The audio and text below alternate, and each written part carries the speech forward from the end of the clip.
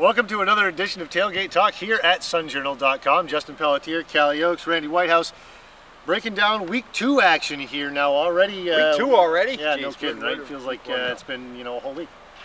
We're going to talk about Class A first here at sunjournal.com. We're going to talk about the first one. We got Lewiston and Brewer. Lewiston home opener for Lewiston after a win last week at Oxford Hills, and Brewer not so much last week. Didn't even put a point up on the board. Do we see this being any closer of a matchup for the Witches? Another one of those crossover games will be worth a ton of Crabtree points for the Blue Devils. I mean, the Witches gave Lawrence a decent. Did they play Lawrence last week? Yeah, they gave Lawrence a decent battle. And we'll talk about Lawrence later, but defensively I think Brewer played pretty well. They didn't put any points on the board. Defensively, Lewiston played well against Oxford Hills. Their offense I think was hamstrung by penalties a little bit, but certainly another game that the Devils should win. Yeah, I agree. Lewiston, still trying to find his footing offensively a little bit, and this week hopefully will help them find that. They certainly have enough weapons in the run game last week. Justin, you saw him play. Oh, absolutely. I mean, they had 4 different backs that got some carries. One of them didn't get as much, but the other 3 are going to be an absolute terror for teams to deal with as far as versatility is concerned. Randy, let's go next to Lawrence and Edward Little. Lawrence, as we just mentioned, coming off of a win over Brewer. Edward Little barely getting edged out against Brunswick. Does EL have a chance to right the ship here, or are we looking at an 0-2 for the Eddies? I think they get a shot, especially if Lawrence comes in thinking that this is last year's EL team, just a year older. I was very impressed with Edward Little last week against Brunswick. Not just the running of Tevin Cologne and the passing of Josh DeLong, but the thing that I really liked seeing was when they got down by a couple touchdowns, they didn't hang their heads, they weren't sulking.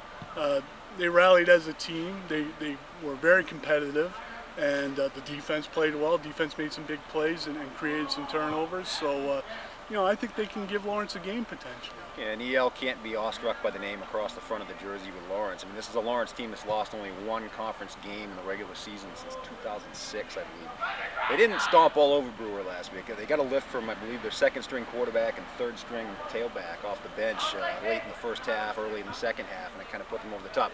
But that's the thing about Lawrence, is they have that depth, they have that tradition. EL can't go in awestruck by that. So you just got to hang in there, and if they do get behind, be within striking distance in the second.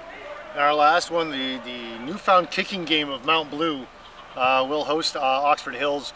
Oxford Hills had a little bit of a tough time last week moving the ball consistently against Lewiston. They had 1 runner get up over 100 yards, but that was their entire offense. 106 yards on the ground for 1 player was 106 yards of offense for the team the entire game. Mount Blue showed a little bit more versatility and they have that kicking game. Where do we see this one falling? Well, the promising thing for Oxford Hills is they did find that tailback in Chris Priest who could carry the ball 25 or 30 times. They also have John Flanders who they're trying to work into the rotation a little bit. Defensively, the Vikings always hit hard. Even in their down years, and it's been a down cycle for them, they play hard on defense. Mount Blue, funny you mentioned the kicking game, because extra points were an adventure in that game, both for Mount Blue and Messalonsky last week. It was 12-12 until the game-winning 32-yard field goal by Sean Keach. Certainly Mount Blue's got a shot to go 2-0 here, and I believe that would be their best start in a long time. I know they had a 4-game losing streak against Messalonsky in season openers, which dated back to the year after their 2005 Eastern Maine Championship. Yeah, Cam Senek with a huge game last week, and it seems that the Cougars have solved their quarterback quandary for now, and Zach Tracy also played well. They got some weapons up there. It's all a matter of whether they come together up front, and they'll be tested a little bit by Oxford Hills, I think, up front, and it'll be interesting to see just how tight a game that is. Well, thank you all very much for joining us, and we hope you check out the rest of our site here at sunjournal.com/sjvarsity. For Randy Whitehouse and Kalle Oaks, Justin Pelletier for another Tailgate Talk here. See ya.